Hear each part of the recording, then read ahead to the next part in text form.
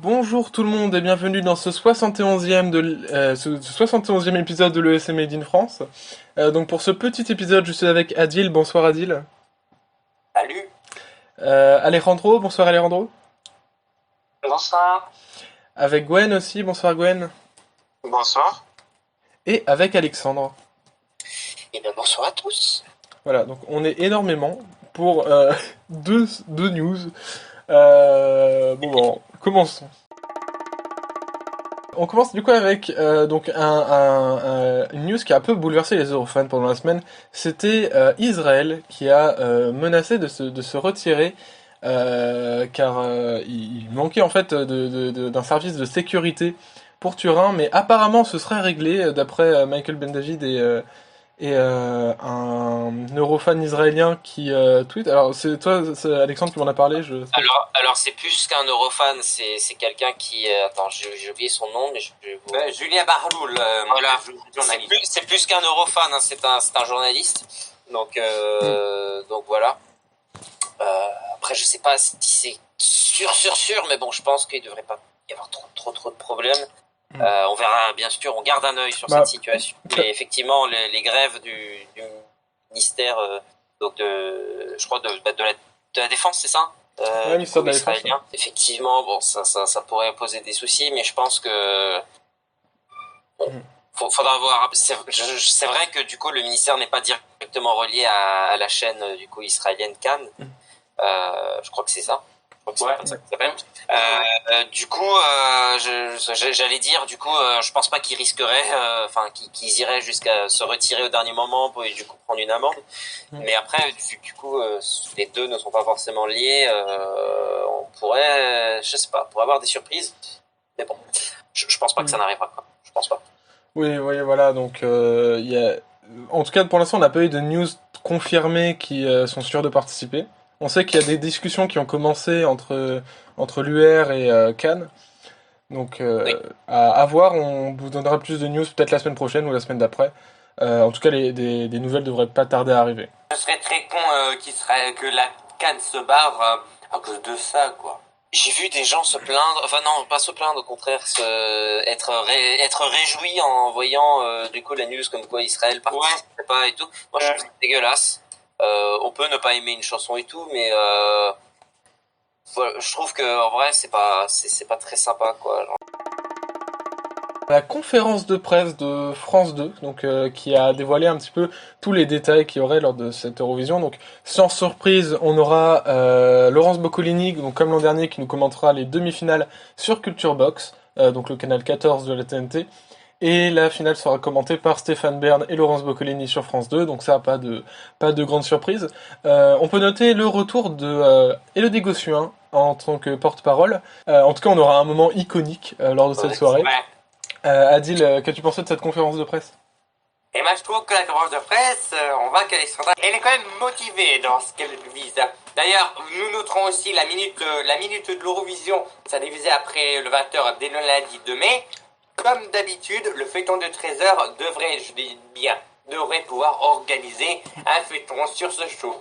D'ailleurs, je crois que de 2016 à 2018, il y avait les feuilletons sur les candidats en lice, sur notre candidat français.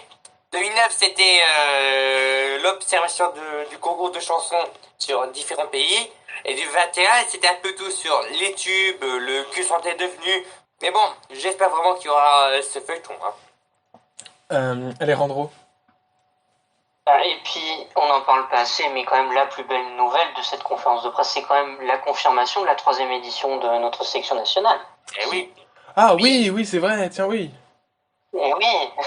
Oui, parce que les audiences n'avaient pas été trop au rendez-vous, et pourtant on reste sur la sélection nationale. Alors moi j'ai ma petite théorie, parce que je pense que la 2e place de Barbara a donné confiance à France Télévisions de continuer dans cette voie.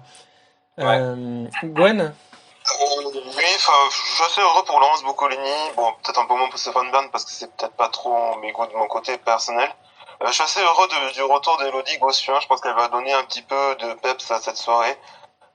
Puis j'espère qu'elle s'est préparée à chanter en breton, enfin même à apprendre le breton surtout. Non, elle va chanter les la la la lo, hein. Oui, après c'est bon, rien de plus. Hein. J'ai pas trop le temps de la suivre, mais sinon, en général, bon, ça va quoi. Alexandre? Alors, je n'ai pas suivi cette conférence de presse, mais j'ai vu vite fait des tweets qui parlaient bref, en live tweet. Et c'est bien, hein, du coup, qu'on ait le fameux duo. Bon, je m'attendais à entendre des dents grincer tout à l'heure, mais bon, content qu'il n'y en ait pas eu trop. Même si, faudra faire les paris sur quelle connerie va raconter Stéphane Bern cette année. Ah ouais, Un bidon. Ça, on est habitué maintenant. Et ouais. Ça veut dire que ce genre de truc, on a tendance à l'oublier parce que je vous rappelle qu'on a quand même eu une édition annulée. Ce genre de truc, ça veut dire que l'Eurovision est là et on a tendance à l'oublier un petit peu. Et voilà, petite parenthèse inutile, mais je trouvais que c'est intéressant de le dire. Au moins, du coup, le retour de la sélection nationale, c'est très bien, je trouve. J'ai plus trop confiance aux sélections. Enfin, depuis l'épisode Tom Leb, c'est un peu compliqué, on va dire, mais bon.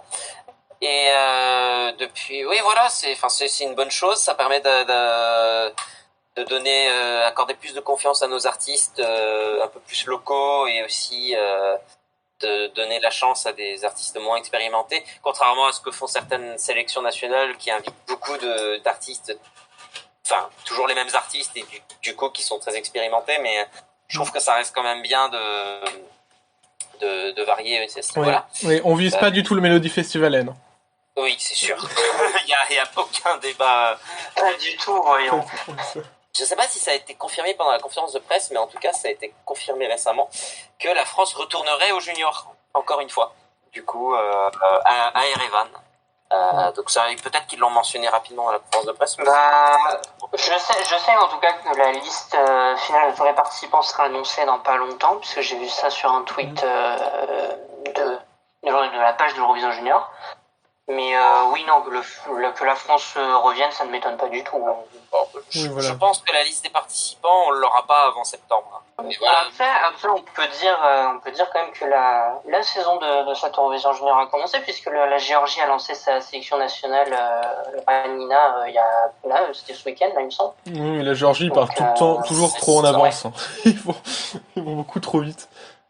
Je crois je crois que c'est l'an dernier le Portugal qui avait déjà, je crois qu'ils ont dévoilé en avril leur représentant. Il avait gagné The Voice Junior aussi. Ouais, c'était ça, ouais. Bon bah voilà, c'est tout ce qu'on pouvait dire sur les deux news de cette semaine. Merci Adi d'avoir été là. Merci. Merci Alejandro. Merci à vous. Merci Gwen. Merci beaucoup. Et merci Alexandre. Et merci de rien. Et donc on se retrouve la semaine prochaine pour un nouvel épisode. Bye bye. Allez, ciao, bonsoir. Bye bye. Ciao.